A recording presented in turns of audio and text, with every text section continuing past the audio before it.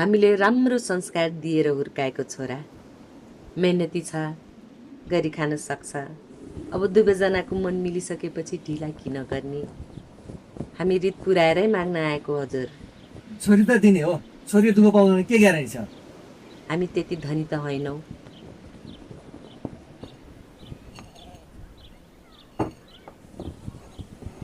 अब सीमालाई दिएपछि त छोरीले दुःख पाउँदैन होला। अब हामीले कुरा पक्का गर्दा भयो। होइन म पनि जान्छु कहाँ जान्छ हुन्छ? सीमालाई लिनु। त्यति सजिलो छ नि पाउनुलाई यस्तो चिज मात्रै नि मैले भेट्नु। तिम्रो लागि भनेर जसरी पनि ल्याउँछु।